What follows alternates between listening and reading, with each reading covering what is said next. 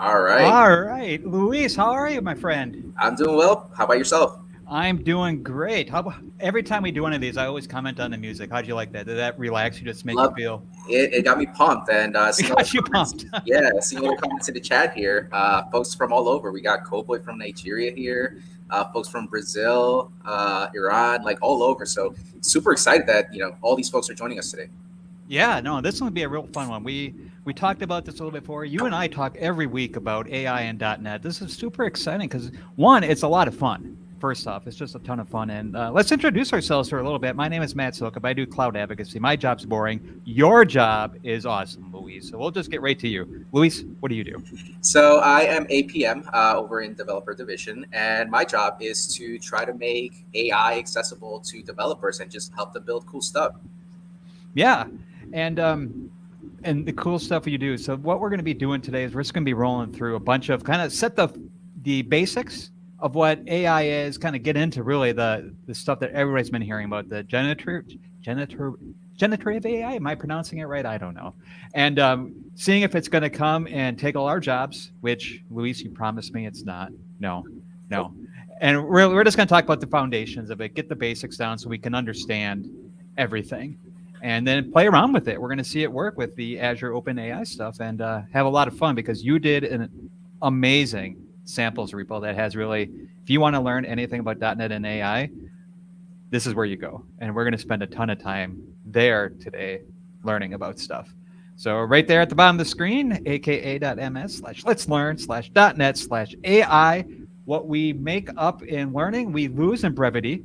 So really long, but that has the links for both we're going to go through a learn module, brand new, hot off the press, just released yesterday, that goes through prompting and text completions, and also has a couple other links there to foundations of AI or generative AI and Azure OpenAI, and also some documentation too to help you learn about what we're going to talk about today. So, Luis, what do you think? Should we just jump right into the slides so we can get to the demos? Let's jump right in. All righty. All right. So let me bring up my slides from beginning. Here we go. See if I know how to do PowerPoint. How does this look? What are we seeing? Are we seeing both? Are we swap it? Yep. Swap it. All right. That good. Good. All right. Even better. Let us know. All right. So go ahead, Luis. I was just gonna say, let us know if you can't see the slides or anything. Just drop a comment in the chat. Yep. And speaking of the chat, this is live and interactive. So Jamie is behind the scenes. She's going to do a great job. She does a great job all the time, and she'll funnel questions up to us. If we don't see them, I know Luis is looking at the chat too. I'm not, because I only can do one thing at once. But say hi. Ask us any questions you want. We'll answer them as we go today. And yeah, we're going to just have a lot of fun overall. So yeah, let's get to it. So overall, what we're going to assume is that you're going to have some basic C# programming experience here, right? We're not going to get really too deep into C# at all. But also, really, we're going to assume not so much Azure OpenAI service, but just kind of what OpenAI is, which I would think, Luis, at this time, most people probably know what OpenAI is up to. And that's okay. We're going to talk a little bit about it here. Yeah, absolutely, for sure. And then what Azure kind of wraps around and what kind of Azure gives you as well. So what we're hoping that you get out of this, and if you don't, let us know because we will get down into it, is there's a bunch of different Azure OpenAI workloads that we'll kind of talk about and the generative AI models. And if that doesn't make sense, it will. And then how to use, there's a .NET SDK. Luis, did you know that? Yeah, I heard a thing or two about that.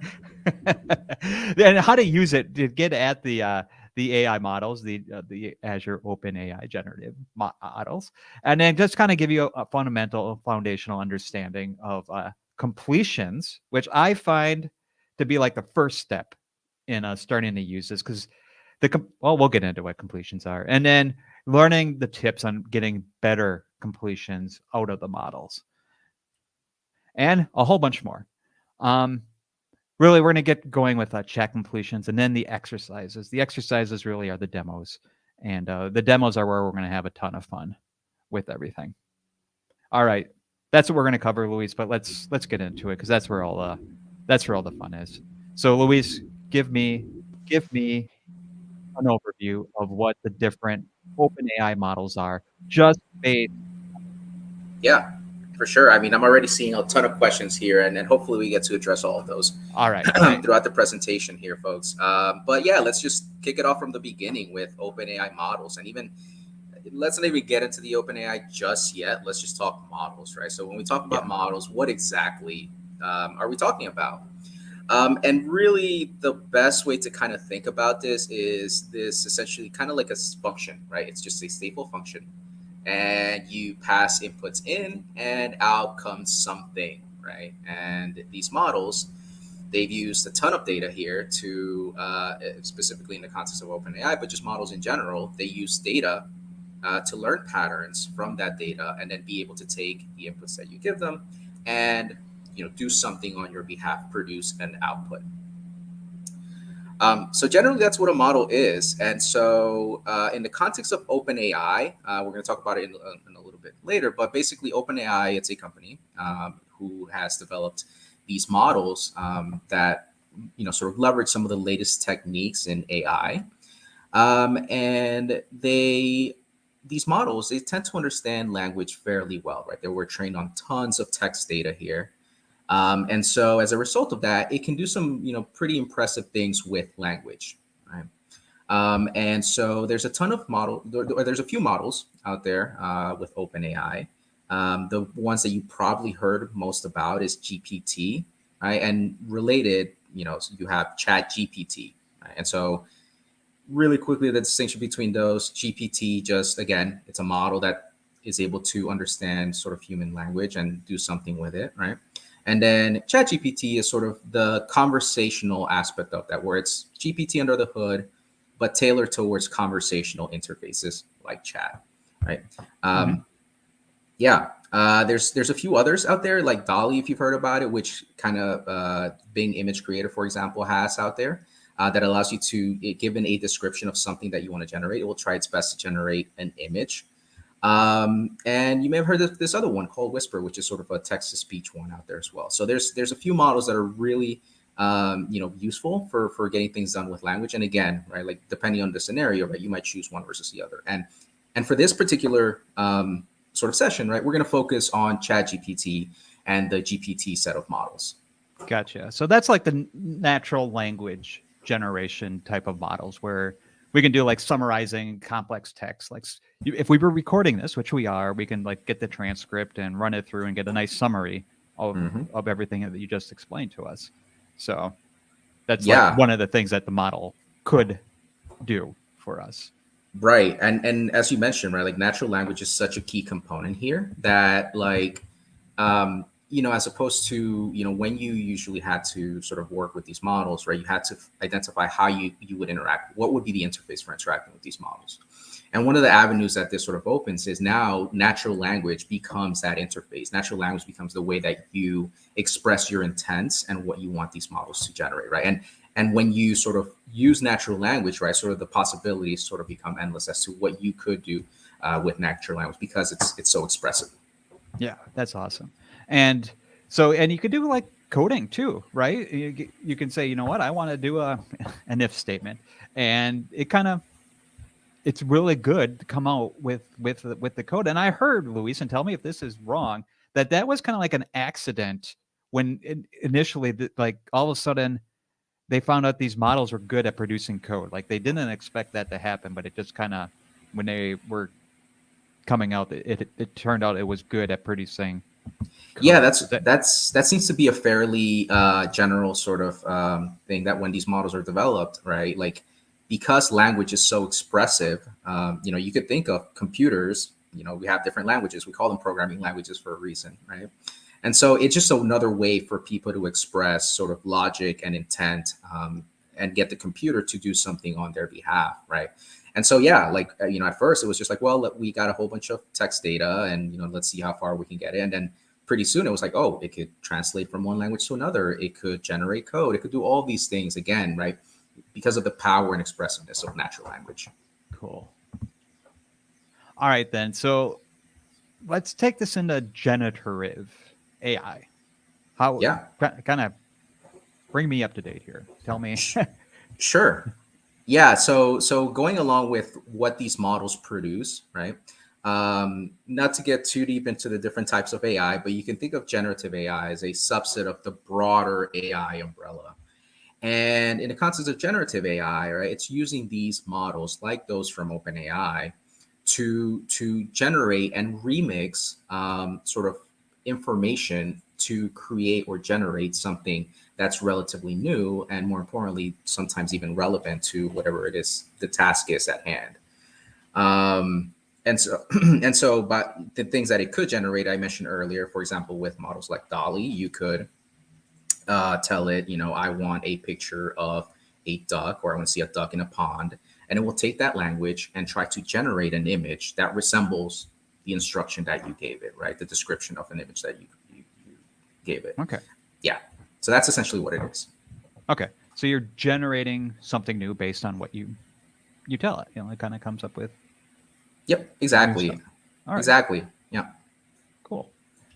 All right. And then now we get to Azure OpenAI. So OpenAI is, it's ChatGPT, right? That's, people kind of, you have, for better or worse, that's what you think. OpenAI is ChatGPT, the website that you play with, that you chat with from back in Mhm. November.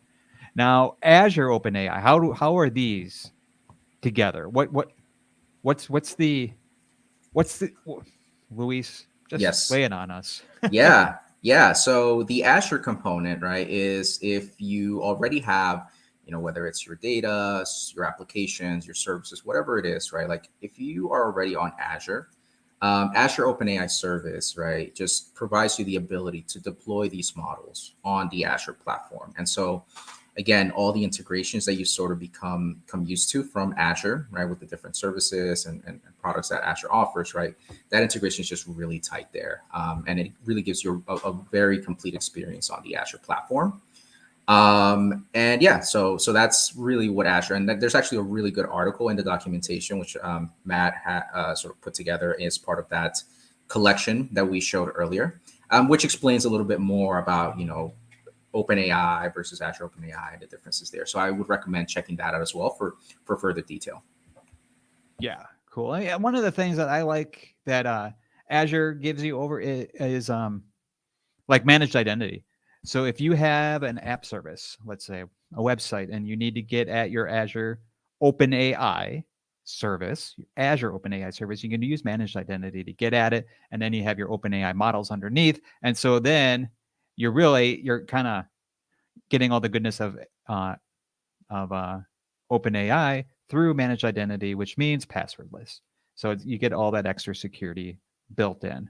So you get the Azure-ness around it too. So as you mentioned before, Luis, you have the Azure platform and the goodness there as well over OpenAI stuff that you had before. So yeah, and you get all the region availability and all that other good stuff. Yep, Cool. exactly. All right, and then finally, before we get into a demo and we rush through this all, tell me what this Azure OpenAI Studio is.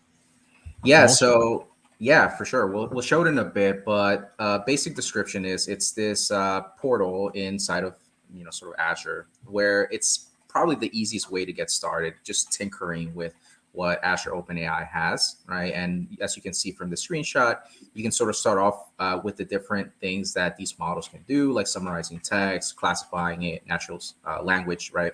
And this just provides a place where all of sort of the code and all those things are abstracted away and you can just focus with exploring and experimenting with the capabilities of these models. Cool. All right. So why don't we show that in real time, in real life? Yeah, We'll jump up to the portal and just play around with the studio. yeah, let's do it. All So right. let's switch over to the screen here. All right. So the place where you would start and create an Azure OpenAI resource, as with other Azure resources, is from within the Azure portal. Or this is one of the easiest ways that you could probably get started. And so we go through this very familiar flow here of creating a resource. We have a bunch of resources here, but if you just type in Azure OpenAI and search, you're going to see that this Azure OpenAI service or offering sort of comes up here, right? And what you're going to want to do is you're going to want to go to create and hit Azure OpenAI here.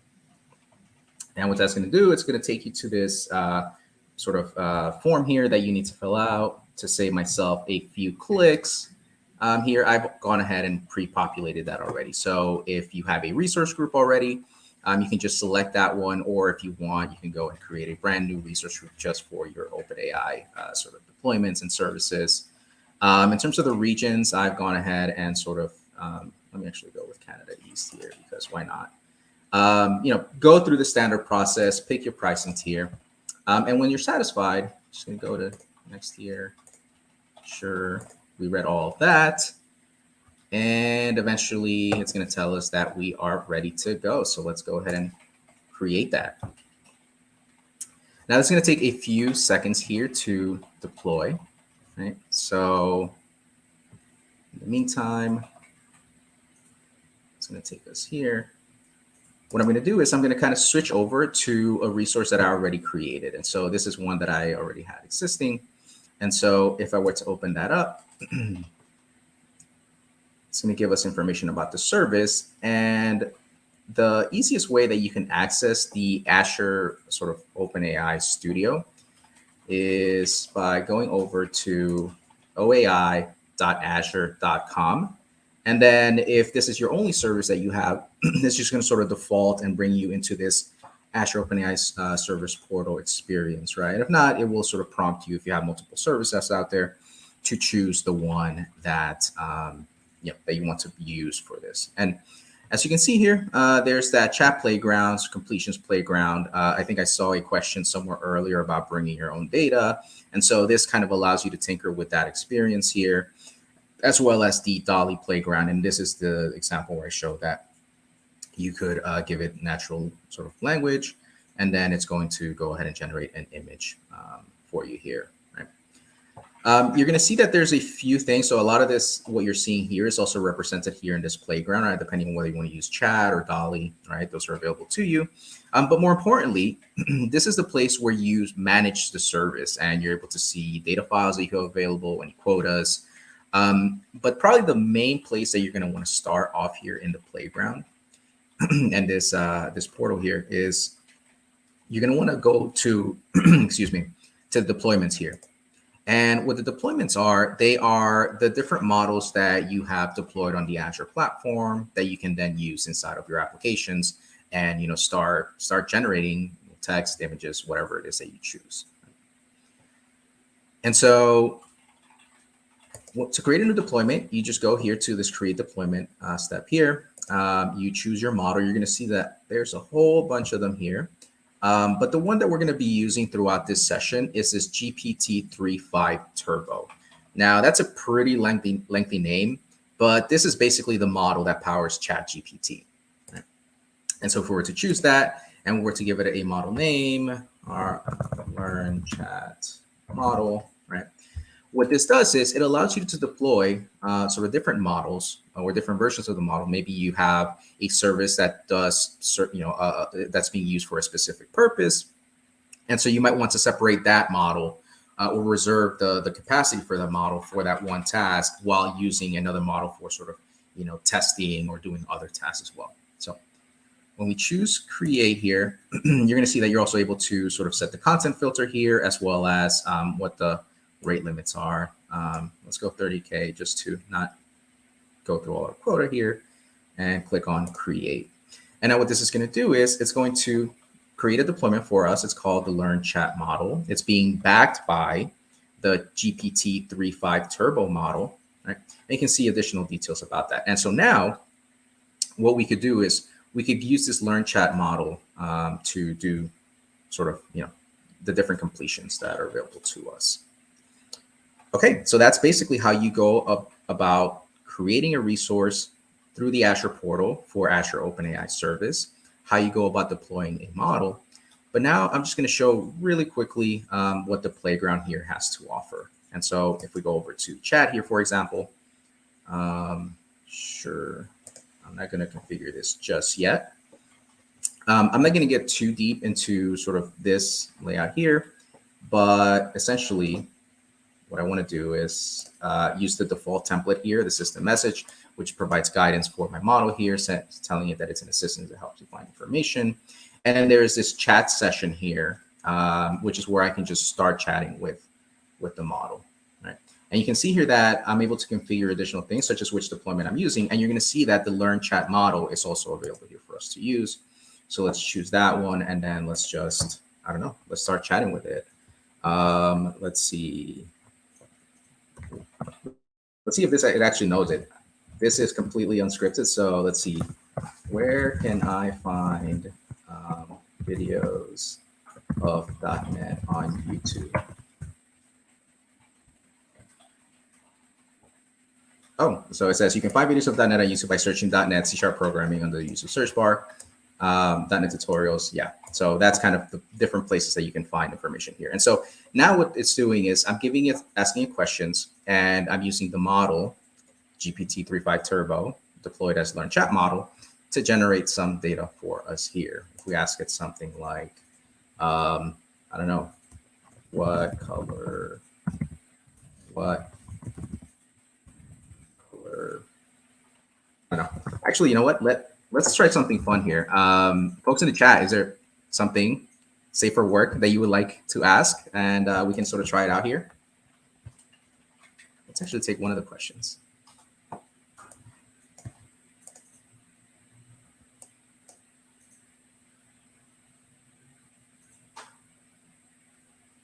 Let's see if it can answer this question. I see Davey Ladd asks, how does ChatGPT compare to Copilot? So I show two different AI-powered tools that serve different purposes, ChatGPT, and so you can see that this is the information that sort of came up here.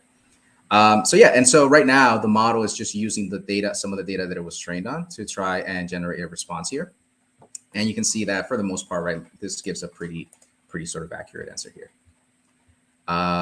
Okay, so that pretty much does it for this walkthrough of the Azure AI Studio and how you can deploy these models. And let's see, let's go back to maybe ask a few questions here if there's any.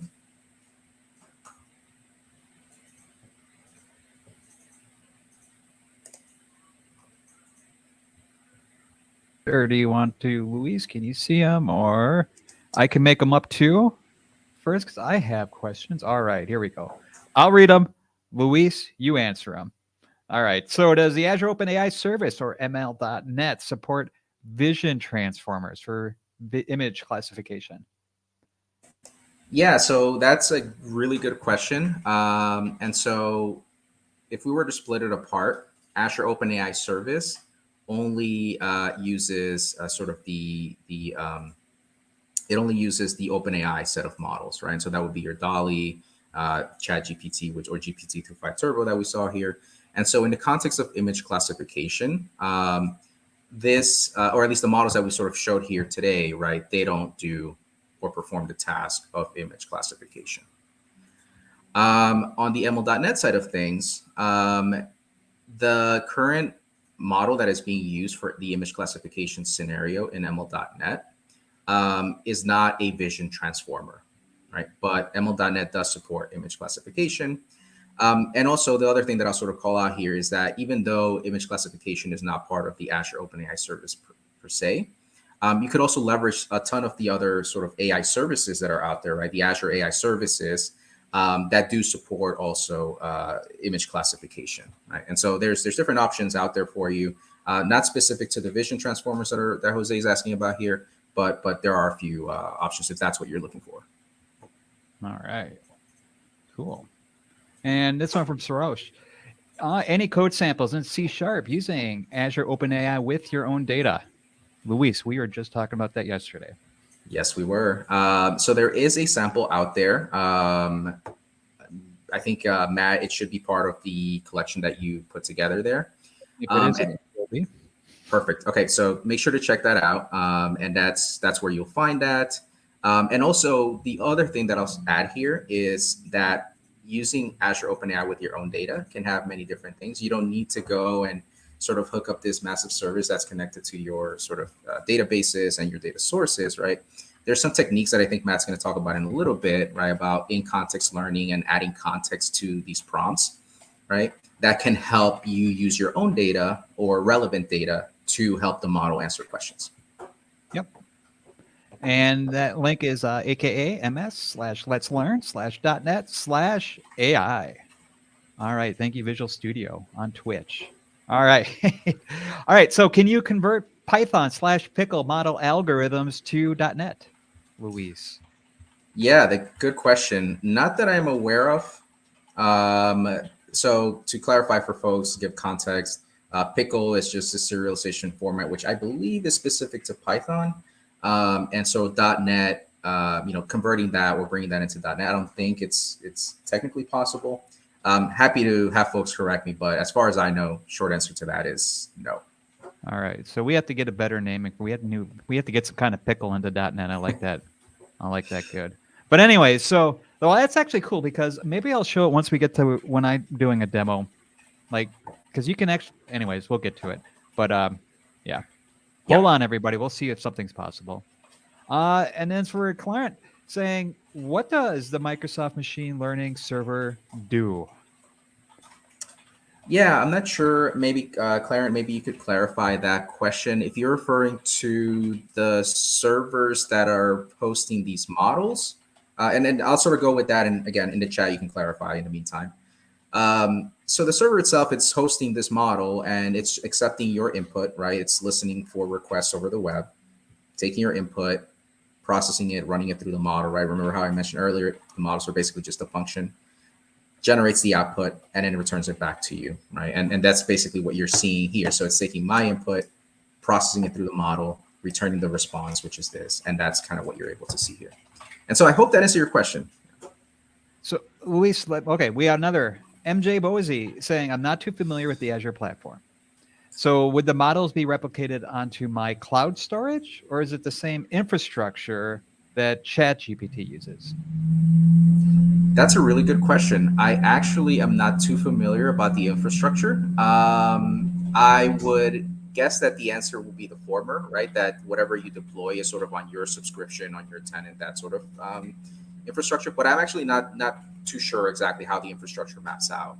Maybe Matt, do you have an idea there? Yeah, I'm not 100% certain, but I'm going to say, because I like to speak with certainty, that it's going to go against. Now, when you say your cloud storage, yeah, it's going to go against your subscription, and it's not going to use. Um, well, it's not a secret that OpenAI uses Azure, right? So it's the same computer in quotes underlying. So it's the same infrastructure overall that ChatGPT uses, but it's going against your tenant. So it's your bill at the end of the day that you're paying for. So yeah. So Luis, when you were creating the model, there was a ton of different ones in there. There's like the Da Vinci, there's a Curie, and all that other ones. You ended up going with GPT 3.5 Turbo. So if we can just real quickly, can you just kind of tell us what the differences between those were? Yeah. So to try to decode whatever is being sort of mentioned here, you're going to see that there's different models for a variety of things. So these that have code in front of them, as the name sort of suggests, they are intended to generate code, right? And there's actually different versions of it. So you can see that there's this Ada, there's Babbage, Curie, and Da Vinci. And if you were to sort of think alphabetically, like A, B, C, D, right? It's sort of the capability, right? And so one of the things, won't get too deep into it, but one of the things that you have to think about with these models is the larger they are, right? It means that they're potentially more capable. However, the trade-off is it takes additional processing, right? And so you have to constantly weigh as you deploy and build these your applications, right? What the trade-offs are: latency versus accuracy or the robustness of the responses that it generates. And so a really naive way to think about it is A, being smaller, right? Maybe the capabilities are a little bit less than the larger models, like D, Da Vinci, right? Which is larger, probably more capable, but also more latency with that. And so there's others that are here for embeddings as well, right? This is beyond the scope of this conversation, but if you needed to generate these embeddings to perform things like search, right, you can leverage these here, and a few others, right? That said, it is recommended that you go with the GPT 3.5 Turbo because it sort of hits that sweet spot between, you know, from a latency perspective and from the robustness of the responses that it generates, right? It's recommended that the GPT 3.5 Turbo model is the one that's used Perfect. in general. Yeah. All right, cool. Okay, so back to the slides then, I think, huh? Let's do it. All right, let's do it. So let's talk a little bit about the text completions then. And so we were kind of getting into that just a little bit. And those are the prompts, right, Luis? Those are the things that you were putting in to the, well, they're actually what comes back from your prompts. And we'll talk about how to make the text completions get a little bit better. And so there's a couple different types of text completions. And this first one with this first image, I think I'm trying to get at classification here. And so this type of classification is, let's say we're classifying what used to be known as tweets and saying, you get a bunch of different tweets in, and we can say, this tweet's positive, this tweet's negative, and then feed it the next tweet, and we can have it say, figure out what it is for us. So that's like one type of text completion. And then there's another type of text completion where it's a like a conversational text completion. So you can actually feed it some language in, and it's almost like a fancy autocomplete. So you're going to say like Mary had a little, and it's going to complete with lamb. So it's kind of doing the conversational completion there. And then here, this is actually what I mean by this, and we got to it just before when you're doing the when we mentioned like coding completion. This is like a transformation all overall, where it actually we can go from like English to French or a completely different language, or maybe even English to emoji, stuff like that, where it's smart enough. And all of these text completions, which what we usually do is that we feed the model examples first and then give it what we want it to do, and then it does it. And we'll show you in a bit. And then this is the one that we kind of talked about before, is summarization, where we feed it a bunch of information and say, what does this mean? Like, summarize it for me. And Microsoft Teams actually has a kind of a cool feature where if you set the meeting to record, then it comes out with a summary of the meeting too. So like you can not pay attention and just read the summary at the end. So yeah. So Luis, did I kind of sum those big four up? Yeah, All right. absolutely. You did a great job there. I would say, like, at the end of the day, right, what these models are sort of getting at, it's kind of like, I think the completions kind of says it, right? It's like this smart autocomplete. And it's just filling in the blanks for you based on, the patterns that it's learned. So, Yeah. yeah. Yeah. I think the big part here is that you're feeding it an example a couple times before, you're prompting it essentially, and then you're getting the example back from it. So that's what the text completions really are doing, is that you're giving an example first, and then you finally tell it, all right, now do this. So, all right, and then chat completions. This is the interesting one. This is a fun one where it's a conversational interface where you can actually go back and forth, like you were showing us just before, and talk to it. So we can just say, hello, my name is Luis, and and I want to know because I'm staring at my iPhone, if I should buy the new iPhone or not. And it could say, what's important to you, and you and the AI can go back and forth. You and the model can go back and forth and discuss it. And so that's what the conversational interface is. Now, here's what's interesting, Luis, and you know this because you actually told me about it. There's like three roles within the conversational interface. There's something called the system role. And what the system role does, it sets up like the overall rules for the conversation. So you can say, like we saw in the playground, you can say like you're a friendly bot who wants to give help with iPhone purchasing recommendations. So you're giving it instructions to guide the rest of the conversation. That's the system role. The user role, that's easy. That's us, right? That's us typing back and forth. That's the user role. And then there's something called the assistant role, and that's the chatbot's responses. All right. So now these three roles come together and they have a job to play. System role is like a one and done, right? It sets its interface or sets its job up, and there you have it. And then like the user role comes up next and sets a prompt. And then the assistant role comes back. But here's the thing, when we're starting to do this conversation with the model, we want, when we're typing away in our app, we want to make sure we send all the information back to the model. So like, and we'll see this when we actually get into the next exercise, that we just don't want to send like the latest information back with the SDK. We want to send all like that system information back. We want to send the user information back, the assistant information. That way the model or has like all the context that it can get for that conversational interface. Otherwise, it just kind of is like a text completion. Am I kind of getting that right? So conversational interface is like this huge text completion, whereas a text completion is just like one and done. Kind of right? Yeah, no, that's spot on. And I think that the really good way to think about it is if you were having a conversation with a person, right? So right now we're talking about let's learn AI, and then I were to ask Matt, what do you have for dinner, right? So the context sort of changes there. And if the model doesn't have access to that context, right, it's difficult for it to generate relevant responses. Right. Right. Exactly. We want it to remember. It needs the context. Exactly.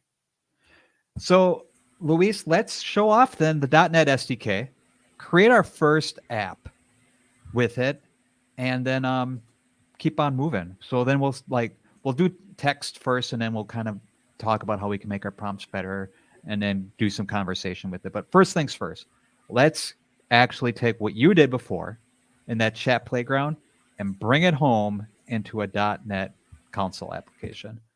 How does that sound? Let's do it. Are you going to be doing? Need to switch back to your screen? Yeah, switch back to my screen. Here we go. Very good. I'll make this bigger, feedback for Azure, and we'll just skip that. Let's make my screen a little bit larger. Might look good. Sure, let's do it right there. And then, what was our AKA MS slash let's learn .NET, right? No, let's learn slash .NET slash AI, right? Here we go. Here we go. There we are. All right. So the first thing that we're all talking about here is going to be in this generate text and conversations with .NET Azure OpenAI. All right. So this is the Learn module that just got released yesterday. And we're going to go through this exercise here. Install the .NET SDK for Azure OpenAI and create your first application.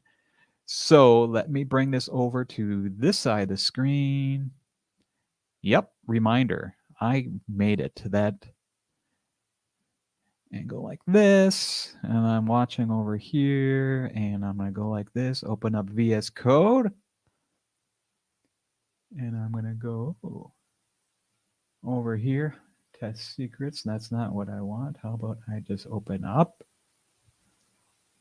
I am nothing but prepared, Luis. CD source. CD repos. LS. CD. How about probably let's learn AI code dot. All right, so it'll open up VS Code. All right. So what we do here, and I'm going to just kind of go step by step through this, is we actually talked through, and you showed us through the Azure portal how to create everything. In the Learn module, we do it with the Azure CLI, and both are perfectly acceptable ways to do things. I chose to do the Azure CLI mainly because the portal changes quite often. When I first started writing this module, Luis, there was no such thing as the playground. By the time I finished, the playground was the way to do it. However, the Azure CLI didn't change. So it's kind of more of a stable thing that doesn't change. And you don't have to change the screenshots at all. Yep. So anyway, here we go.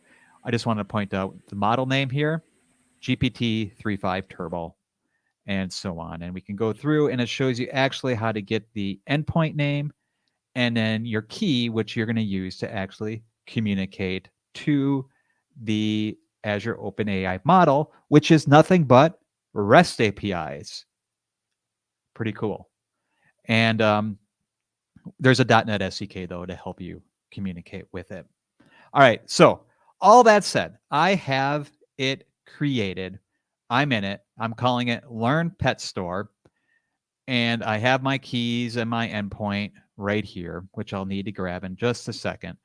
And then I have model deployments, which if I click on that, it's going to open up the studio that we were in. And it's everything that we've seen before. No models found, but I have a pet store query. And believe it or not, Luis, I'm glad I looked at it because this is not what I wanted. So I'm going to go back It's your other store to, that we want here, right? You're hiking. You're yeah. expanding here. Yeah, I'm getting, yeah, a bunch of stores. Let's see, all resources. Let's do type. Look at all of this. Azure OpenAI. I bet you it's OpenAI Docs because I was creating documents when I was doing this. There is a method. Here we go. There should be a GPT-3.5. There it is. Perfect. Good. And this is the deployment. It's the same thing that Luis was mentioning before. There's a GPT-3.5 Turbo. So cool. All right. Long story short, everything is there from running this stuff above. Let's actually get into the .NET application. Over here, let me make this just a tad bit larger. I already went through and created a .NET new console app, and I called it, instead of Hiking Conversations AI, Let's Learn AI, because I have to make everything a little bit more difficult. But the next thing I want to do is add our package, azure.ai.openai. Now, Luis, I don't think this has been we're still in preview. Is that correct for that one? Correct. Yes, I think we're up to 6, if I remember correctly. Okay. So we're not quite there yet as a release version, but if we just do -- pre-release, we're good to go. And it added everything. We jump into the CS proj. There we go. Right there. Super, super cool. And then the next thing we want to do that we have here is jump into the program CS. And you can see everything just kind of line by line. What we're doing is I am going to first make my screen a little bit bigger. And everybody let us know if you can see the screen, if you need the font a little bit bigger, font a little bit smaller. I'm just going to do using azure.ai.openai and another using Azure. Like that. Just set myself up. And then finally, just some variables here. So the OpenAI endpoint above, I tell you how to go and grab it right here, the endpoint and then the primary key. So the endpoint we would get from our keys and endpoint through the terminal if you wanted to go that way. So we'll go like that. The OpenAI key, I actually have that in a user secret. So let's actually grab that. You know what, Luis? Let's show off Copilot. How about Let's that? do it. Let's do it. All right. So I have Copilot chat installed. I'll open that up. So I'm going to just say, how do I get a user secret from a .NET console app? How about in a .NET console app? So this, what I just wrote, is a prompt. GitHub Copilot is thinking. Look at all this. And so what's happening here is you're using AI to help you build an app that has AI. Yeah, Pretty cool. crazy. And it gives me all this stuff using extensions configuration, add user secrets, blah, blah, blah. So I am actually, I could enter it in line, but I'm just going to hit copy, paste it in here. We'll bring that back out. Configuration builder, add user secrets program. And I think I just called it AI key. So what doesn't it like? Could be null, right? Yeah, configuration. That should be right? Sure. Why not? That's actually OpenAI key. Doesn't like that, but we'll go like so. And then the deployment name is, if I jump back over here, model deployments, manage deployments is GPT 3.5. Don't worry, in the docs, I don't have you jumping back and forth like I do here. All right.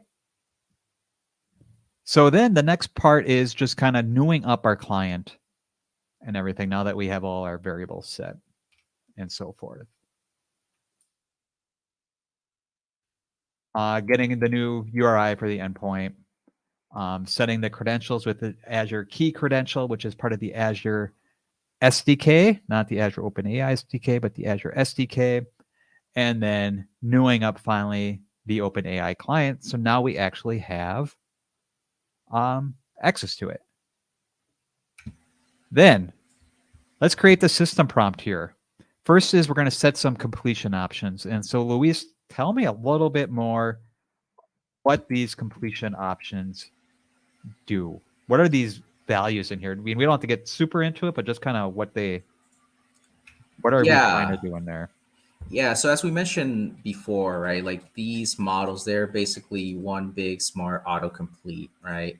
And where the smarts kind of come in, it's like, how likely am I to perform certain actions?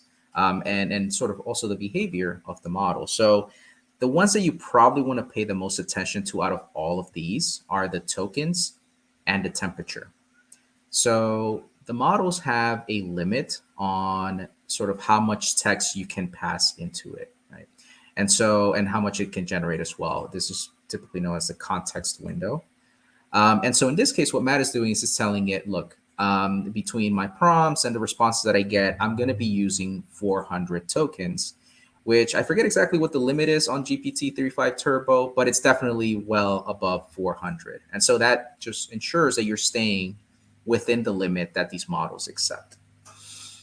And then the other one that you're going to want to pay attention to is this temperature parameter, right? Or temperature field. And what the temperature does is it effectively sort of captures the degree of randomness that that the model responses generated sort of come out as. And so the lower, the more sort of matter of fact, and the more sort of like uh, reproducible that the responses can be, right? And so, for example, if you wanted to respond in sort of a fact based about something that's fact based, you're going to want to set this temperature to, I believe the range is between 0 and 1, right? And so you want to set to the lower value. Now, let's say that you were brainstorming and you were trying to come up with product names, or just trying to bounce ideas off this virtual agent. You would want to raise the temperature to make it a little bit more random, a little bit more creative in the responses, right? Because you don't want it to be, you want to think, sort of think outside the box, if you will. And so that's kind of the main two that you're going to want to pay attention to. The other ones are sort of controlling things like, do you, am I going to talk about the same topics? How often am I going to repeat certain tokens or words, right? So that's one of the things that I kind of skipped over. A token is, you can think of a token as a word effectively, right? And so that's what a lot of these other parameters down there are controlling. Okay, cool. So the temperature, really, that's a cool one. It's like, how creative are you going to be coming back to me?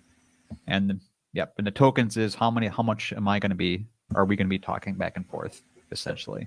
Cool. Exactly. All right. So the next one then that we're going to do is that we're going to set our system prompt.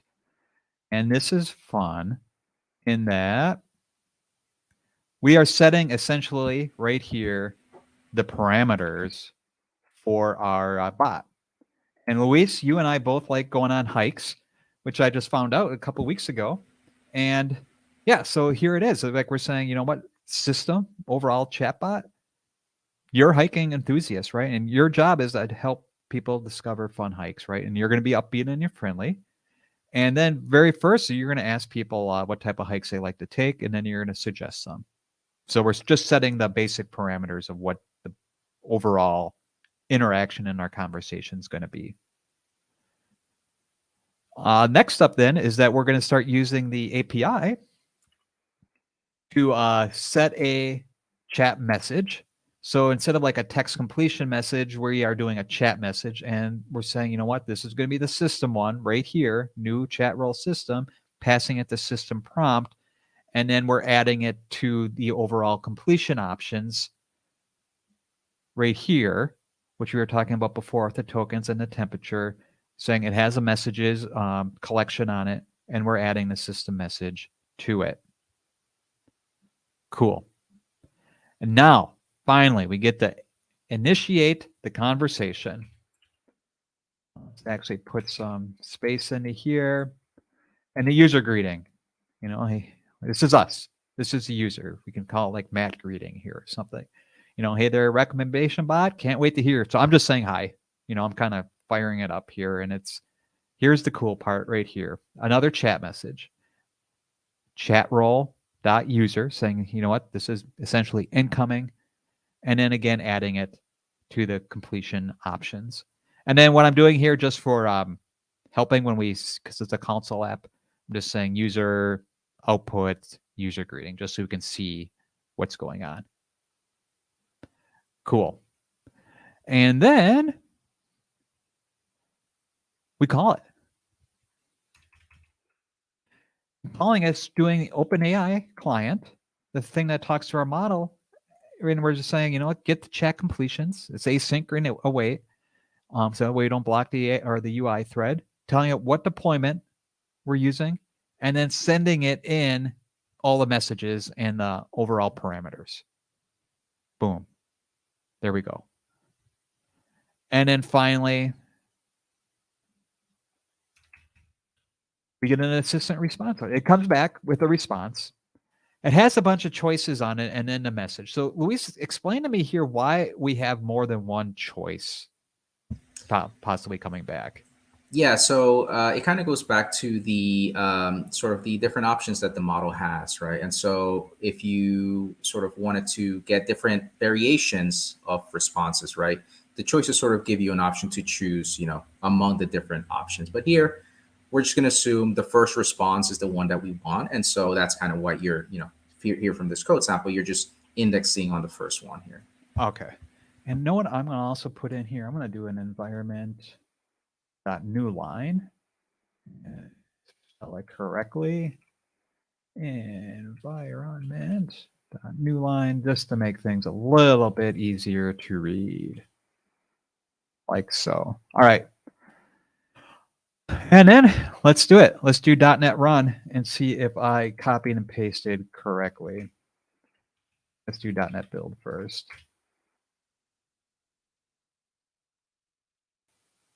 Build succeeded. All right, 2 warnings, but if I didn't have a warning, I wouldn't be developing. All right, so let's do .NET run. Happens. Did I remember my user secret name? Uh-oh, I didn't. Luis, what is this about? All right, so 404 not found. Deployment for this resource does not exist. All right, so I went in and I'm getting my error right here. So I'm guessing my AI deployment name is not quite correct. So let's actually do overall here and just let's see what's going on. We'll debug it. I'm using the C# dev kit here in VS Code, which is relatively new. So we'll plug that for a little bit. Come down and let's see. Open API key, they got that there. OpenAI endpoint, got that here. And deployment name, that's set, GPT 3.5. So let's go down to here. I'll run that. And then this is where our error occurs, right? Exceptions. Yeah, request failed. Not API deployment for this resource does not exist. Expecting you to give it the actual name, the GPT-3.5 Turbo. Ah, all right.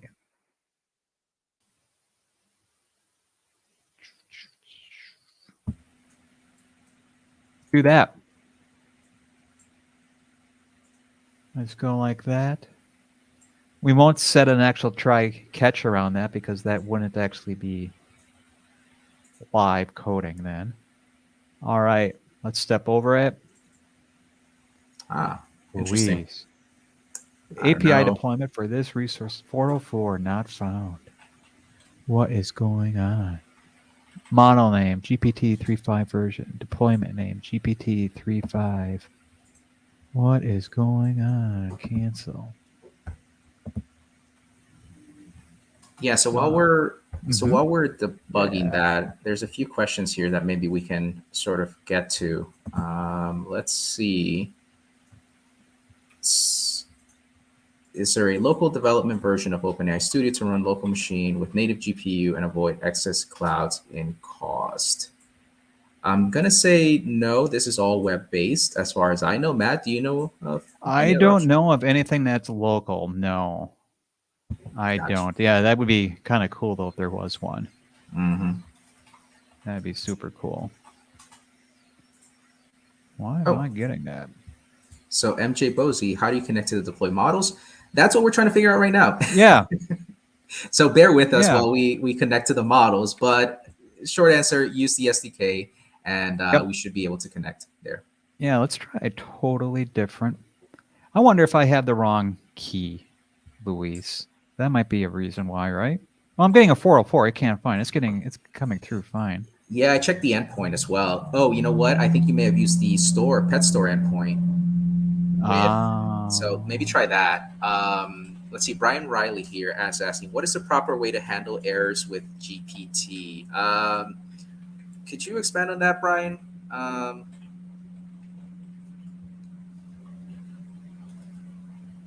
Open is, AI docs. All right. is there a free tier for this API?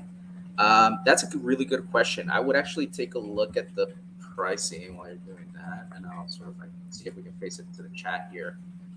Let's see, pricing. Always, the docs are usually your best friend for these types of questions, especially in the space that's changing often, right? As Matt sort of mentioned, when he started this module, there was no playground, and now there is a playground. So your docs are your best friend. Let's see. So I'll kind of pull this up here.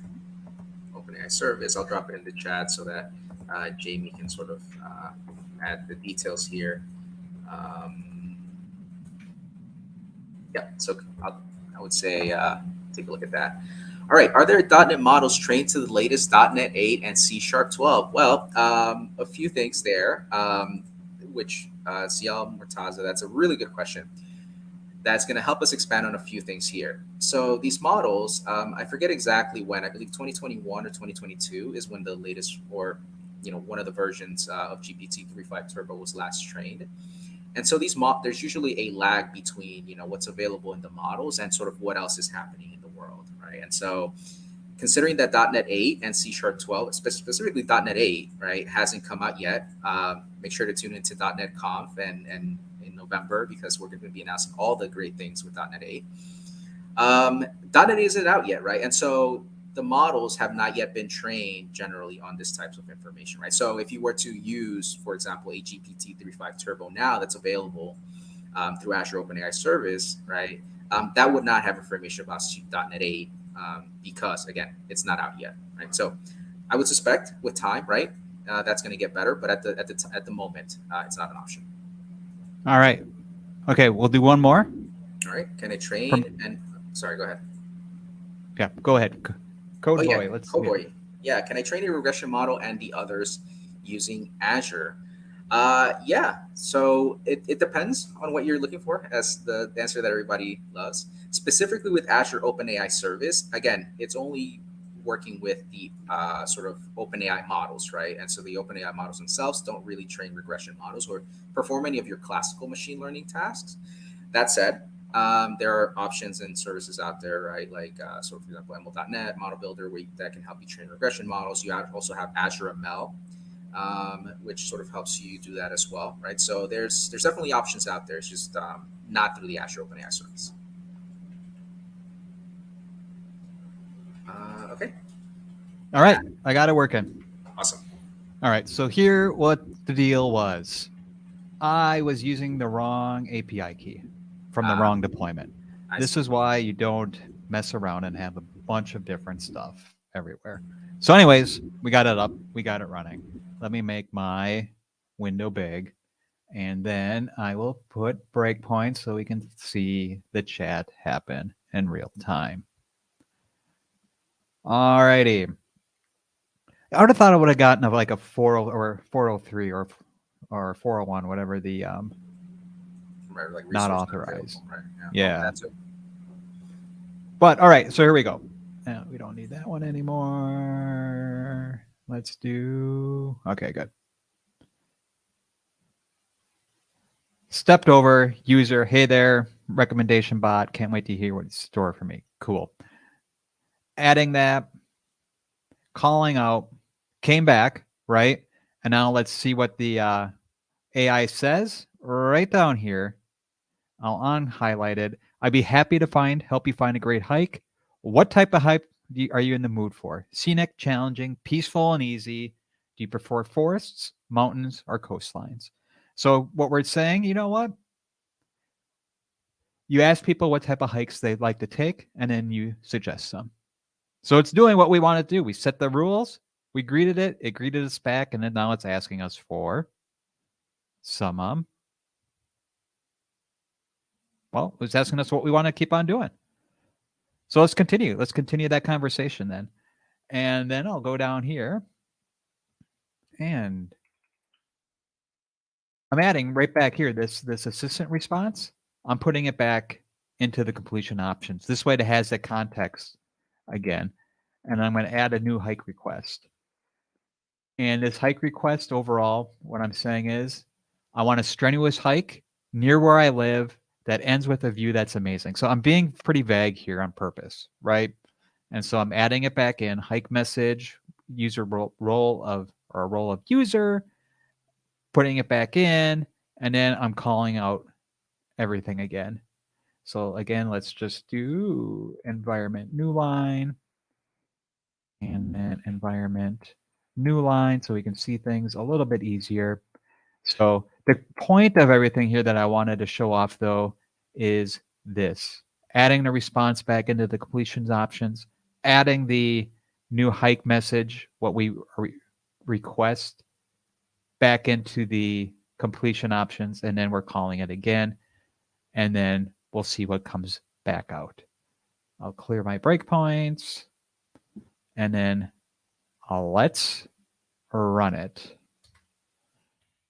.NET run.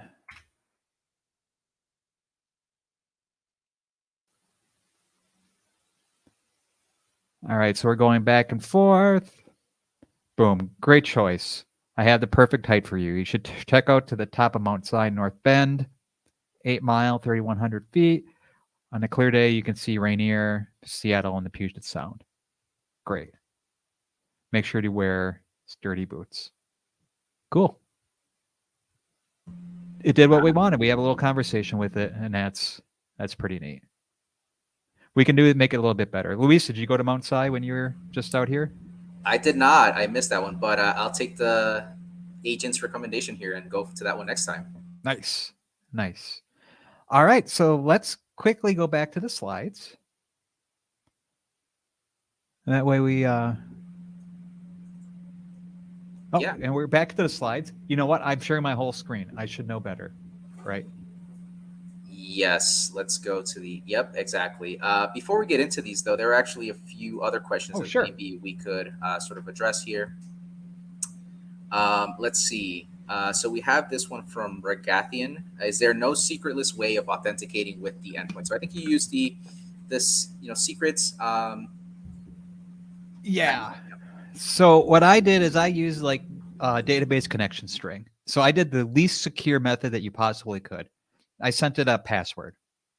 You could do other things. So let's pretend that I actually developed a website. I could make and it's running on app service. Now, what I could do is I could say, you know what, OpenAI service, trust this app service resource in Azure to talk to you and get information back from you. By doing it that way, I'm all passwordless and I don't have to worry about getting the secrets back. I don't have to worry about that API key any longer. So yeah, so that's another way you can do it, and that way you can do least privileged roles and stuff like that. So essentially, you're coming in and saying, let's show it off real quick, right here. Where is this? Open it up, make it a little bit bigger. OpenAI Docs. Where is it? Probably access control. I am right here, and then you can see different roles that are available here, and I can add things to it. Let's AI machine learning. So there's all these different things. I can say this is what you can have access to, and I can give access to particular Azure services to make things happen here.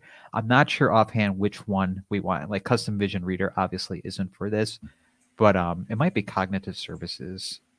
Could we make the fonts a little bit bigger there, Matt, Yep. please? Yep. Awesome. So what I did is I went to access control, IAM, and then over here in roles, and the roles let you then come in. Let's do add. I can do add a role assignment, and then I can pick a little bit smaller.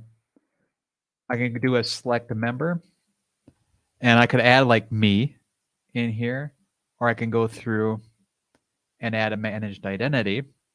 And so this managed identity then, let's actually do app service.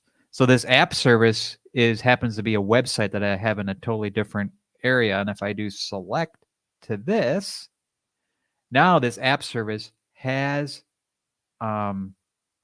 access to my OpenAI instance and can get at it without using that key. I hope I just made sense. Passwordless. Yeah, I think so. I mean, at the end of the day, right, like one of the things to remember here is that this is effectively just like any .NET application. And so typically, what the recommended best practices are there, right, is probably what you would follow here. Yeah. And so we can just give it then OpenAI user and its ability to view files, models, and deployment, and able to actually call back and forth from it. So that's what we would want to do. So yeah, that way we don't leak our API key anywhere. Worst case scenario, you put it in Key Vault and you go grab it from Key Vault too. So I actually have something on beginner series to Azure that talks about managed identity and Key Vault, which totally 100% applies to this. We talk about doing it with Azure Container Registry, but just pretend we're talking about Azure OpenAI instead of Container Registry. Exact same thing, just different role names. Yep. Cool. Amir, you're getting ahead of us here. Can these models be used for languages other than English? We're actually going to show a sample in a few that kind of shows that. Yeah. So let's get, how much time do we have left, Luis? Do we have 50 minutes or just a half hour? I think 50 minutes. Perfect. So yeah. Good. All right, good. So we won't push it too hard here. All right, so prompt components. So there's different types of ways. Wow. You should see my screen here. Let's go back to trans. Where am I? I'm here. I want to go to slideshow. I want to do it from current slide. I want to swap presenter and slide. All right, good. All right, so there's different types of prompt components, right? There's the instructions, right? So prompt, that's what we're sending in. That's like our user, what we're sending in when we type in. And that's also the system prompt as well, right? How we set the overall basics of the conversation. And so instructions, so prompts can be kind of broken down into different types. And so instructions is one of those types, and that's the most basic thing. And that's what you're telling it what to do. And that could be really simple. Give me a hike. Or it can be super duper complex. Give me a hike near North Bend, and the mountain has to be called Mount Si, and there has to be no bugs and all this other stuff. So it can be really super duper complex. So you're really narrowing it down what it can do. So that's instructions. There's other ones. What's another one, Luis? Like cues. I think there's one that's called cue, where you kind of tell it, you kind of prompt it what you want to have it all. It's like kind of like a jump start to the overall model. So it's like it's used a lot with the instructions. So you're going to say, so it's like you're going to do a summary with it. So like trail reviews. Trail reviews are super important for me when I pick a hike, and I want to make sure that I go to a hike that doesn't have any bugs. Here are a bunch of trail reviews. Following this is a bunch of trail reviews. Pick a trail that doesn't have any bugs on it, and you give them all the trail reviews, and then it pops out with something that doesn't have any bugs. So it's like queuing you up for what you want to do. Yeah. Oh, like, and there's other type of prompts like what we call like zero shot learning and one shot learning, where you kind of give it examples of what you want it to do before it does it. So zero shot learning, you're just saying, you know what, tell me, like emoji translations of movies, show me what Spider-Man movie would be in an emoji. Or we could give it a couple examples. Here's what Batman is in the movie for emojis. Here's what Spider-Man would be for emoji. Now show me the Barbie movie in emojis. So you kind of give it an examples and then you ask for it. So that's kind of like zero shot or few shot learning. Luis, what else am I missing here? What else would be kind of prompt components? Yeah, I think you pretty much got most of it, right? I'll just expand on the few shot learning and the zero shot, right? So zero shot, again, that's what Matt mentioned, that it's just using the model as is, which is kind of what we've been doing now. And then few shot is, again, you're giving it examples, but more importantly, you're also giving it some context, right? And so that's a way that you could sort of enhance or augment the responses that you get back from the model by providing your own data, if you will, right? Because again, as I mentioned earlier, these models do not have access to your data, and they were not trained on your data. And so, a way that you can sort of inject or provide relevant information to these models is through the prompts. Yeah, that's a really good point. Yeah, you're giving it the data as is on the fly. Yeah, that's really good. And there's best practices to all this too. I mean, it's what you say one time to the model and it gives you back information could be different the next time you do it. So there's best practices to kind of get you the best information coming back. And the number one, I would say, is that you want to be super duper specific on what you want the model to give you. You just want to, tell it. I mean, don't be vague. Like before in our hiking, I just said, give me a hike near me. That's pretty vague. We can really narrow that down. So we can be specific, be descriptive too. I want a strenuous hike and I want it near North Bend with no bugs. And, I want it to be like A, B, and C. So use analogies. And sometimes we might want to say what we want more than once. We can't be afraid to repeat ourselves, so we're being all these. And order matters too, the way we present the information that we want. So if we say we want no bugs first, that might be the model might assume that's the most important thing, whereas if we say it later, maybe that's not. Oh, and Luis, this is actually kind of cool, and I didn't realize this until later as I was doing some research into this. If we provide the model an out, where we say, you know what, if you can't figure this out, it's okay to tell me you don't know. That would prevent it from just making stuff up, which is kind of neat. And another way to prevent it from just making stuff up is like, tell me the process that you went through in order to come up with this answer. So you're kind of like, hey, explain yourself model. And they kind of like give it a way to not make stuff up. So those are some best practices real offhand, and we'll show them real quick inside of our demo app that we built. What else? What else? Did I miss anything that you can think of for that? No, I would say that just in general, like all the things that you mentioned are just general advice, right? Like if you and I, like if I'm asking something of you or like being specific, that's, carries over to our conversations. Even, some of the questions that are coming on here, right? Like sometimes we just don't know the answers, but we can point you to resources, right? And things like that. Yeah. I mean, a lot of times it's like talking to a kid. I mean, almost. So like, you know what? It's okay to tell me you don't know something, or you have to assume the model is, just I don't know. Right. Yeah. Yeah, and for the chain of thought, real quick there, right? Like that's also a Mhm. really good way to sort of audit, right? Like the steps that the model takes. And so if you wanted to sort of see, like, oh, well, what were the steps that the model took in order to come up to this response, right? Having that chain or the provenance of like how that thought process, or how the model went about trying to find the answer to whatever Mhm. question or instruction that you gave it, right? It's super helpful there as well. Yep. And that's actually pretty cool to see it do that. All right, so let's jump back and improve our little bot here that we wrote, and give it a little more information in our model or our prompt information that we're sending it. So instead of just saying, you're a hiking enthusiast, let's add in that you pretty much the same thing as before, but we're saying, you know what, you're upbeat and friendly as before. You introduce, let's make this here so we can just see it a little bit easier. Introduce yourself by first saying hello.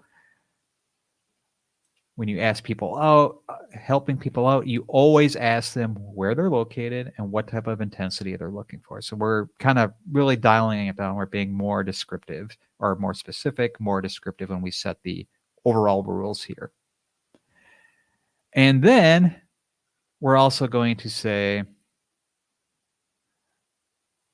come on, right here. It's kind of fun. We're going to say, you're also going to share an interesting fact about the hike too when you make a recommendation.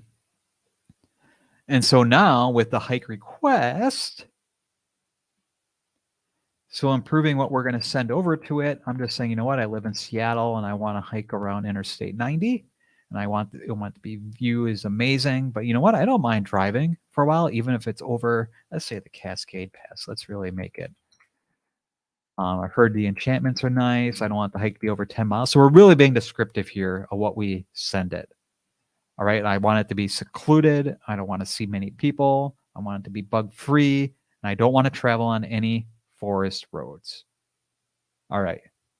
So let's see if it comes up with anything different this time.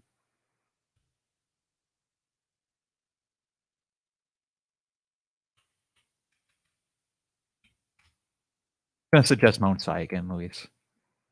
Let's hope not. Although I have heard that enchantments are nice. Oh, my goodness. Look them up. Look them up. It's hard to get a pass, though. The camp overnight in them, Oh, it's okay. like Okay. impossible. So you have to do like a 18-mile day hike. All right. So here we go. Oh, Mount Defiance. There we go. 8.4 miles. Get stunning views, point to point. Beginning at the Irish Spring. Nice one. Kendall Catwalk, which is cool because you have you get the catwalk where it drops down. Lake Serena, Bridal Veil Falls. Nice. Very, very cool. These are all great hikes. Nice. Yeah, very, very cool. Yep. Except this last one's not around I-90, but that's fine. It almost did. It almost got us. It almost got us. So, all right. Mount Defiance, Mailbox Peak. So, and based on what they gave us before, a little bit different. And that's cool. And so we could actually update it. I want to jump off to we have a little time. So let's ask it to step-by-step accounting here. So I do want to get to your stuff, Luis. So what I'm going to say here is provide a step-by-step accounting of why you picked the hike you did based off the attributes. And let's see how that works. Yeah, and while this is running, right, like one of the things that I would like to highlight is right now you're kind of giving it static data about your location and those sorts of things, right? But you could imagine in a real world application, right, going through some external system, right? Maybe you have a geolocation API that you can use. Maybe you have, I don't know, all trails or some sort of API that knows about the latest information with hikes and Yep. weather and all that stuff, right? And you could inject all that information real time into these prompts, right? To make these responses even more sort of robust and interactive and real time. Yep. Exactly. So it really didn't give me a step-by-step here. So I would have to try and change my wording here in the prompt in order to get it to work out a little bit more. But still, I mean, it kind of does. Tells me why it picked what it did, but yeah, still cool. And here, what's nice that these are all along the I-90 corridor, so at least it did that for us. But Yep. yeah, Very cool. all right. So then next up in our slides, let's just go over to what you put together, Luis. This amazing repo of everything. Everything. Let's do So it. Yeah. So really, you can check out the sample here. It's also in Matt's link that he shared the collection, right? So make sure to take a look at that. And basically, what you're going to find here is just a bunch of sort of notebooks, right, that contain different samples for different tasks that you could leverage these models for, right? And so basically, let me kind of switch over here to the to Visual Studio Code here. And probably one of the easiest ways that you can get started with this is either code spaces or remote containers, right? There's very little setup on your end, and you can just sort of launch into this environment. As we've sort of seen before, you're going to need either Azure OpenAI or OpenAI, and then you're going to, also these extensions are really helpful here, especially when working with these polyglot notebooks. And then, very similar process, just providing your credentials. Okay. So let's take a look at all the different things that you can kind of do with these models. Now, task specific. Matt just spent some time showing us sort of the conversational pieces of this and how you can use these models to have these conversations. Now we're going to take a little bit of a step back. Not so much. We're still going to be using GPT-3.5 Turbo, but we're going to focus a little bit more on the actual completions, right, and the different types of scenarios that you might use these models for, and show the flexibility of them. Right? And so in this case, we're using the models to classify tweets, right? And so specifically, we're trying to classify the sentiment. And for sort of, to make it helpful here, these are the settings that we're using for this particular model. Sorry, for this particular example. And again, we're using that GPT-3.5 Turbo. You're going to see here that the prompt that we're going to be using is this one here. It's a virtual agent that helps classify sentiment of tweets. And then for the user, you're going to see here that I'm providing this message or this prompt, right, saying classify the sentiment of these tweets. And I'm providing all the tweets that I want classified. And then I'm sort of queuing it as saying the tweet sentiment ratings, right? So fill in the blank type thing. We go through the same process of installing it. This is how you would install a package in Polyglot Notebooks here. We go through the same process that Matt went through for sort of, configuring the Azure OpenAI client here. Right. And so once we have our client, we define our prompts. We go through the process of, creating or configuring our chat completion options based on the settings that we saw earlier. And we can see here that we just add the messages, the system message and the user message to that sort of the messages collection. Right? Once that's done, we go ahead and make a call to the model, right, to the service to, give us a response and categorize them. And you can see that the first two are negative, the second two are, or 3 and 4 are positive, and then 5 is negative. If we go and take a quick look here, can't stand homework, sucks on board. Yeah, that sounds, they're pretty negative. Whereas this one, cat's adorable, Halloween, those sound pretty positive, and then I hate chocolate. it sounds pretty negative here. So again, you can see one of the things that I'll sort of highlight here is that we didn't write code to sort of get the models to perform sentiment analysis, right? We just use natural language to guide the model with the system prompt, right? Give it that persona, give it the guidelines or the rules, and then by submitting our user prompt, we were able to have it perform this task on our behalf. Now we can do something similar here. Now we're looking at code, and again, this is all going to be very familiar. Settings, system prompt. In this case, it's a virtual agent that explains code or what a piece of code is doing in natural language. Right? And you can see here that we have this class here called mathutils. That's going to be what we're going to submit, that what we want the model to go ahead and generate a description for us of.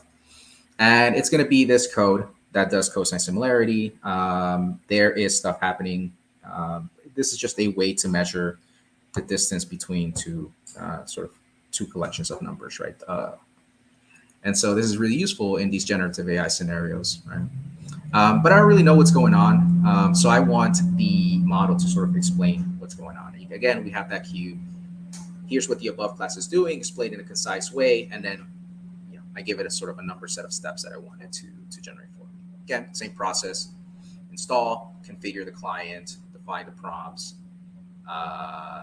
configure our completions, and then let's ask it for a message. And you can see here, right, now we're using that same GPT-3.5 model for a separate task, which is explaining code, right? And so again, you can see here that it tells me that what exactly is this cosine similarity method doing inside of the mathutils class, and then it sort of explains it this way for me here.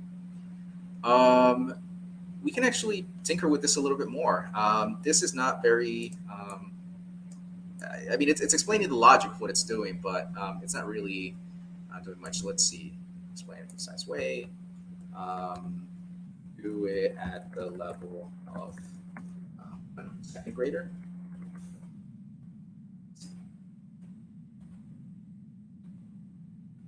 At a second grade level and in a concise way. Okay, so now what we're going to do is explain it like I'm 5. Or like I am in second grade. And let's just rerun this again. Let's see what it comes up with this time. All right. Okay, I don't know if they teach about arrays in second grade, but okay. The point here, or the thing that I guess to highlight here, is that you are effectively, it's a much more simplified version of what it's doing here, right? Again, there's still some concepts that I think they're probably beyond the second grade level, but at the very least, it's concise. Let's see. So one of the things that you'll kind of notice here, let me kind of go back here to what these settings are. You're going to notice here that explaining the code, I don't want it to be very creative. I want it to be very matter of fact. So you'll notice here that the temperature was set to 0, right? So again, it's going to be very fact-based in its responses. If we switch over here to this add product description, right, you're going to notice that the temperature is 0.5. So I want some creativity. I still want it to be fact-based, but I want it to have a little bit more creativity here. And so if we go here and we can see that the prompt is your virtual agent that helps users write creative advertising for products. And then we tell it, we want you to create an ad for the following product. And we give it a description of the product, right? Again, same thing. I'm just going to scroll all the way to the bottom to see what it does. And actually, before I do that, let me kind of show you what it is. It's a virtual environment to help students excel in school, right? It's called Learning Room. And so the response here then becomes, let's see, can I change presentation? I guess I can. Okay, so basically it's just creating an ad, right? Like, attention all parents, are you tired of watching struggle in school? And then introduces the product, right, and explains what it is and writes a product description. And then you can basically just take this and post it, whether that's it's a social, your website, wherever it is that you would want to post this, right? That's kind of like the idea here.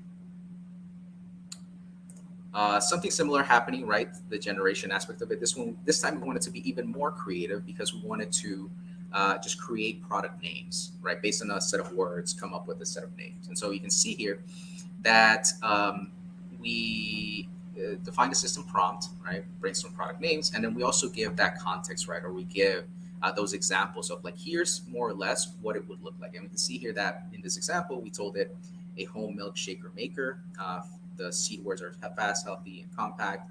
And then the product names that are generated from this look like this, right? And then we do a queue. So again, tell it, here's the product description, here's the words. Now it's your turn to fill in the blank with the product names. And this is kind of what it came up with, right?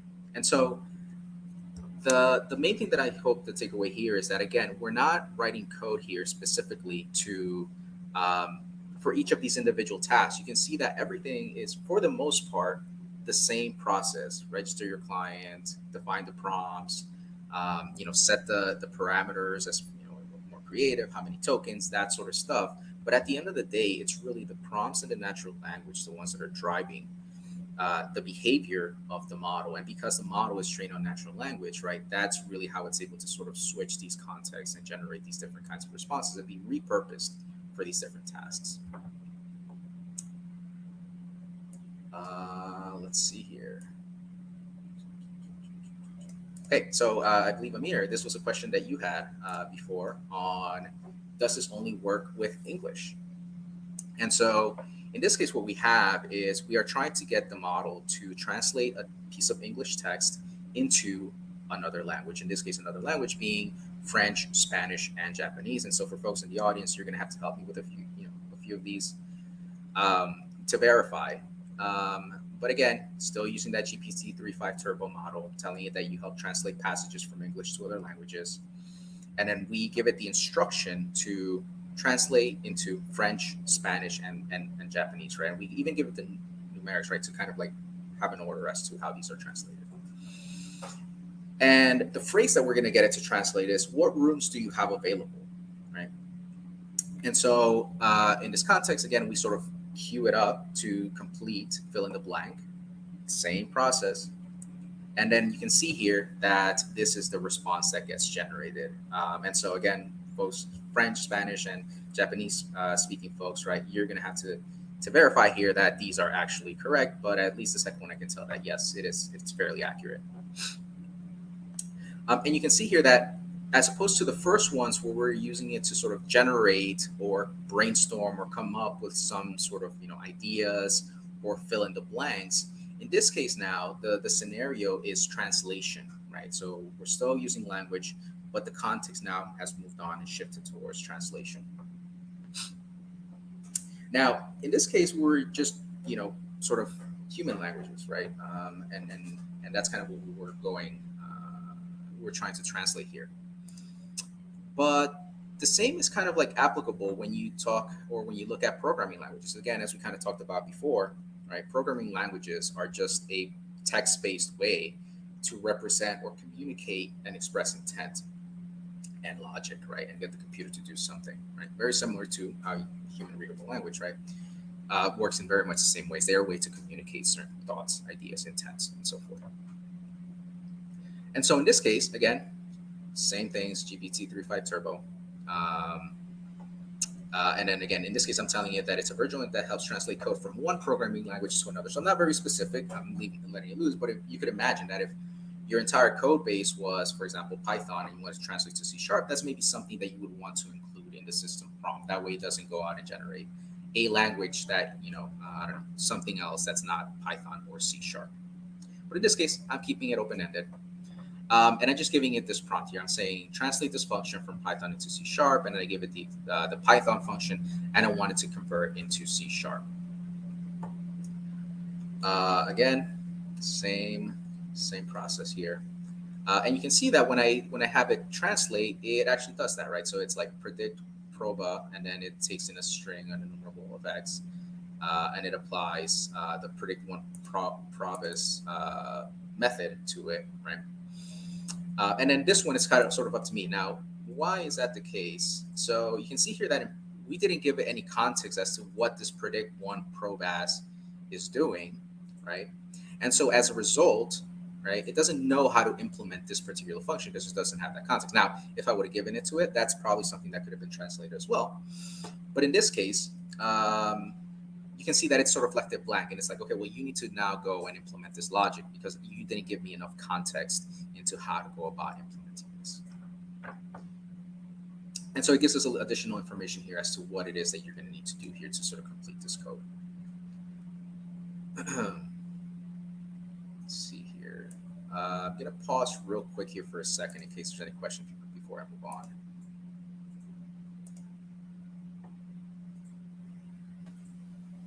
All right, Luis, I have a couple questions. Go Not for a couple things I wanted to point it out. Jamie, let's bring Luis's screen back up for just a sec. All right. So a couple cool things here, Luis, that you glossed over, but I think is super neat. One, that we're running in a dev container. And so this means you, other than bringing down the code repo and having VS Code installed on your machine, there is nothing else you need to, and having Docker desktop, there is nothing that you need to do to run these apps, or, well, actually having the Azure OpenAI stuff too. But everything's installed for you within this dev container. So that's neat. So really, you don't have to worry about installing the SDK or anything else. Everything's there for you. Super cool. The other thing I wanted to point out is jump back over to the code, Luis, is the polyglot notebooks. Now this is neat. Yeah. Scroll up and a little bit down. So these polyglot notebooks let you run the code line by line, which is really neat. So just a little bit further down, like, like when we're installing the NuGet package here, I mean, it's a little bit different than like .NET package add, but you hit that and it runs that line. And then we can go down and actually run different lines as well as we go. And so you can actually change the, right here, ml.net. Now that's added. So each one of these IPYNB files is like its own application, its own little console app. But it's like more because you can add Markdown to it and kind of like guide people through it, which is exactly what you did for all these. And yeah, so you can just kind of go through, hit the play button, and it just runs little individual snippets of the code here. So yeah, that's really neat what what we have here. So you can go through and just, when you don't have to run if you make one change, you don't have to run all the way up and change everything. You only have to go like halfway through the file and make that change and then all down. So it's a great way to experiment and learn is what I'm trying. I did a very long way of saying that. So yeah, totally. Cool. It's really useful in these cases, right? Like I think I forget which one exactly it was that I tried to get it to do something else, right? By expanding the prompt. I don't want to, rerun or stop the application, right? I just wanted that one piece I wanted to change and then rerun it, right? And the context is sort of saved. Yep. I mean, this is a great way to learn, and Luis, you did a great job of just having this. So you can just pull it down and you can see everything. And Luis, open up and let's show everybody how many you did. Oh, yeah. Let's see. So there's, I don't know actually how many there are in here, but there's quite a few. And so depending on what it is that you're looking to do, right, like translation, completions, or text completions, right, they're sort of all available to you here. And so it's really up to you to then just open the notebooks, right, and just click play and tinker and explore. And so, yeah. It's crazy. Do you have the emoji translator in here? Do you have that one? I believe I do. Let me double check. Let me go over to the samples here. Let's see. Emoji. Is it movie? Movie to emoji. There we go. Yeah, let's play that one. We're still using the DaVinci, but yeah, that's all right. That should be okay.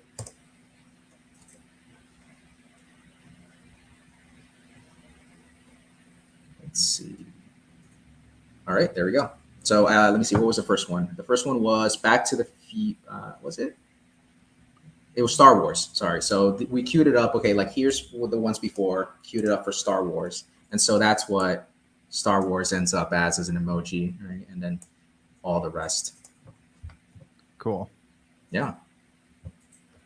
Let's see I love here. it. Yeah. Yeah. Yeah. And if there's any movies, we can do it live too. So yeah. Do the Barbie one. Put Barbie in there. I want to see what the Barbie endpoint. Yeah, that's actually, yeah. So here, I'll put two. Where was it again? And then we'll get to some questions in a second. You can literally spend all your time sort of just playing here. Let's see. So there's this. It's bar,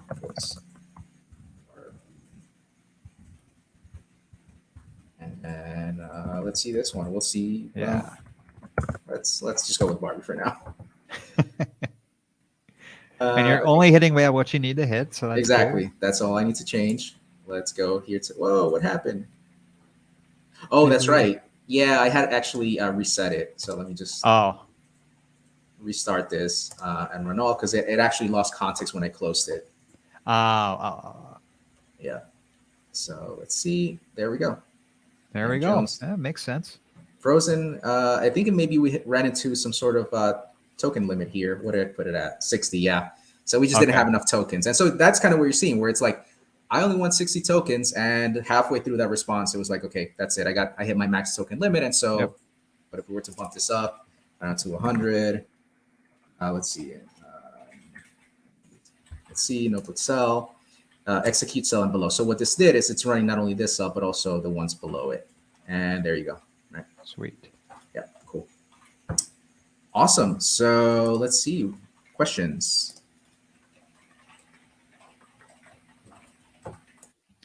All right, from Raj. If I use the official Azure account services, will these trials we do be internal or may the data question. All right, so we're using the official Azure account for the OpenAI. So I'm gonna try to summarize this question as best I can, Raj, and you tell us if we get it right or wrong. So if I use the official Azure account services, will my data be external? Will Microsoft train my data, use my data to train OpenAI with? Is my data being shared, Luis, or is my data safe? sorry. I'm asking you that you're the expert here. Sorry, I didn't know that was a question. Yeah. So no. So the short answer to that is no. And you can check the privacy policy. That's a really good place to keep up with what's happening there. But the short answer to that is no. The data that you provide is not being used to train these models. Yep. All right. And I think we have some more questions coming up. All right. Okay. So go ahead, please. Yeah, I was going to ask. So this package lets you access AI response strings programmatically. That is correct. And if by this package you're referring to the Azure OpenAI package, yes, it's just a way for you to programmatically communicate with the deployed models that you have, Azure, OpenAI models. Yep. All right. And so how can you avoid bias by developers tainting the results? So how do you that's a good question. I'm not 100%. So I guess the bias by developers entering like the system prompt, I'm going to assume that's what Dick is getting at here. So how do you avoid any of that bias, Luis? Yeah, I mean, part of it is just it comes down to human, right? Like you have, having those checks and balances sort of in your organization to make those happen. At the sort of service level, right? There's a few responsible AI tools and mechanisms that sort of Azure provides you, right, to kind of help steer the model and guide you towards sort of, doing the right thing. But yeah, it is sort of like a combination of both technology and also, patterns, practices within your organization. Yeah. All right.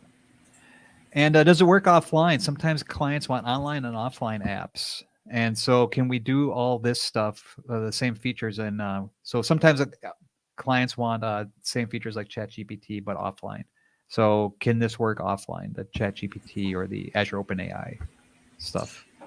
Yeah, so as far as I know, ChatGPT and just these OpenAI models in general, right, like are only offered as a web service today. Yeah.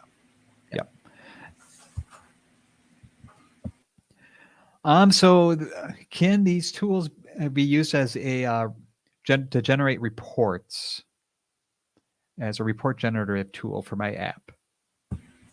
Potentially, yeah. There's a sample that I can show later if we have time, where we kind of do that, where we take the different pieces of information and try to make sense of them and structure them. But yeah, if you want to generate a report, maybe you have different data sources and you want to sort of combine them into some sort of table or some format that you can then process downstream. Yeah, it's totally possible. All right. And then Erica asked, since it's a console, couldn't you put the chat in a loop console? Yes, absolutely. So here I was just doing super duper simple app, and you can actually even start counting the tokens then that we have to make sure you don't overgo with the token limit. And then Eric, with that console app, with the input and the output, you can even do such things once you get near your token limit to drop some of the conversation near the beginning of it so you don't overgo the token limit, but then you start worrying about losing some context as well. So like there's a whole a whole thing involved with it as well. So yeah. Yeah, you could even store it, like persist it for long. Like if that chat was important and you wanted to keep everything, right? Like the same things apply. Like if you want to persist it in a database, you can just shove that information in a database. So really, like we were showing, Matt showed the most basic example of this, but really you could get as fancy depending on what your needs are. Yep. And the link that we've been showing, the AKA MS Let's Learn.net/AI, we will put the more expansive .NET sample that queries your own data that shows more of a ongoing chat that goes on. That one right there. So I'll have that link in there. I don't have the link in there right now, but it will be as soon as the show ends because that's quick to do. So, all right. Is there an authorization endpoint? Could this package hook into a custom identity server like a code flow? Oh, goodness. So that's going to be something. Well, first up, I don't know, and I'm going to try to work this out in my head overall. So because it's in Azure, you can hook it in with Azure AD, and you can authorize before you get to it. So you'd be hooking it in with like through an app service before you actually get to OpenAI. So you're going to be wrapping it with something first. So the answer is there an authorization endpoint? Not on this that I know of. I would refer you to the documentation, but I don't think there's an auth endpoint on OpenAI. There's just the managed identity and the keys for it. Luis, tell me if I got that wrong, but I No, don't I think that. think, Yeah, yeah, I think you're right about that. I'm just trying to think of other sort of models like the plugins, but again, I think you kind of have to provide your own. There's no built-in mechanism that I'm aware of. yeah. All right, and then Brian, if I want to rebuild the models every day? Is there a programmatic method for doing this? Uh, Brian, I would ask you to clarify what rebuilding here means. So I could try to take a stab at this, but if you mean in the context that you're training these models, we haven't trained these models at all, right? Like we were just feeding it data on the fly, sort of, somewhat real time with the context and all the things that we were doing. And so that, yeah, you could do, if you needed to, for example, going earlier to a question around building a report, right? Let's say that you have a daily report with new data that changes every day and you want a GPT to help you do that. Yeah, you certainly can do that, right? You can change the data and these prompts as needed, right? So again, the distinction that I just want to make here is that you're not actually training the model; you're just changing the data that you're providing the model with to generate a response. Yeah. Cool. And yeah, does all this work the same in Visual Studio 2022 as in VS Code? And the answer is yes, absolutely. It's just same SDKs. It's just a different IDE. So yep, everything works exactly the same. And is there any property in the response which tells you hit the token limit? Luis. I actually haven't spent too much time playing with the raw sort of HTTP requests and responses. I typically just use the SDK, but I don't know if there's like an actual um, error that comes back that actually tells you that you hit a token limit. I mean, I would suspect that maybe, but I don't know off the top of my head. And there's the API itself is documented, like the SDK is documented. So I would recommend checking out the SDK documentation because that's probably the best place you'd find that. Yeah, I'm wondering if my guess, and of course I'm just speculating, is that there's going to be a specific um, exception that comes back. I would hope, but if not, let's raise a issue for it because this is all as we go. Because, anyways, all right. And then will GPT Turbo V0613 be deployed to Europe West, or is there some GDPR concerns? Yeah, So that's a really good question. Sorry, which one was it? Oh, 0335. Sorry, switching back and forth between screens. 061335 Turbo. And we said EU West. Yeah, I don't see that there yet. I'm basically looking at the documentation. So that's constantly changing, right? And the best place to stay up to date on which regions are available is inside of the documentation, right? So you're going to see in the models documentation, it lists out all the different regions where it's available. And obviously that's going to vary by model, by version, and stuff like that. That's your best place to stay up to date. I don't see that there today. But again, right, that doesn't mean that that's not planned to the future. I'm not aware of those, that roadmap. why aren't we using the semantic kernel, Luis? There it is. There's a From real Roger. question. So Roger, semantic kernel is actually really great for like as you progress in this, sort of building these types of applications because there are a lot of other things that you're going to want to bring into it, like data sources, and you're going to want to get a little bit more sort of advanced in terms of the prompts and how you go about planning sort of a full workflow with these models. Um, that said, here the focus was just to like keep it super basic. Let's just focus on the models, making calls, like what type of problems can you solve with these OpenAI models. And so semantic kernel was just outside of the scope of the conversation for today. But if you'd like to see future videos on semantic kernel, right, I think that that's certainly something that preferably we would want to have the semantic kernel team do those because they are the experts. But yeah, just let us know if that's something that you'd like to see.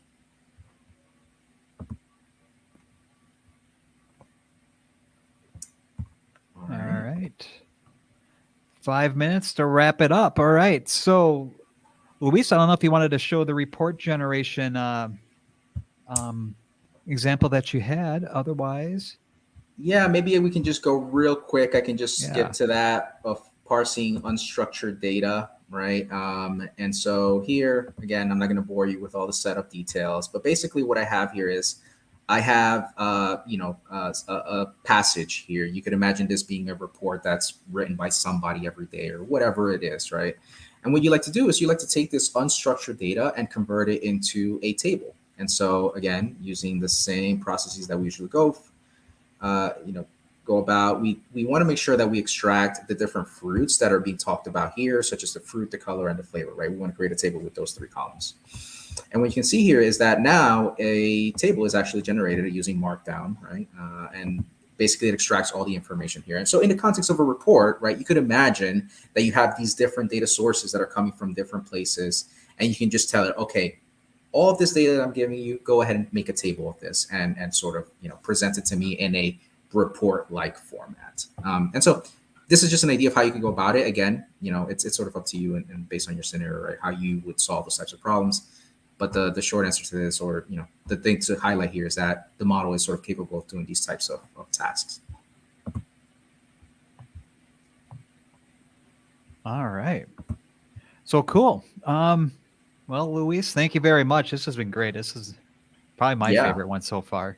So even better, though, even better than this one is that we have a ton of other Let's Learn events coming up that focuses on AI, but will be around the world events as we're calling them. So we have one coming up in Korean and one coming up in Japanese. We have probably Portuguese coming up all over around the world. We have a Spanish one coming up. We have one for South Africa coming up all over the world. So check out aka.ms/let'slearn.net if you're interested with them. And right there we go. And yeah, so it's going to be really the same content that we just covered, Luis, except in different languages for folks who want to learn it. So yep, aka.ma, it's aka.ms. But yep, we get it. So cool. So check it out. Let's learn.net around the world. Content just like this, but in your native language to help people understand it even better. So there we go. Well, Luis, thank you very much. This has been a lot of fun. This was a ton of fun, and there's so much cool stuff out there to learn about it. So yeah, check out our collection of all the learning resources at aka.ms/let's learn/.net/AI. And Luis, you are on mute. It had to happen at least at some point during this call. Yeah, no, thanks so much. Thank you, Matt, for hosting this. Jamie, right, who was in the back, Thank you, ones and Jamie. twos. And again, all of you for joining. And if there's anything that you'd like to hear about in the future, just again, let us know. Feel free to reach out to us, and we'd be happy to point to the right resources. Great. All right. Thank you, everybody. And obviously, let us know. This is new for everybody except for Luis. He's the expert.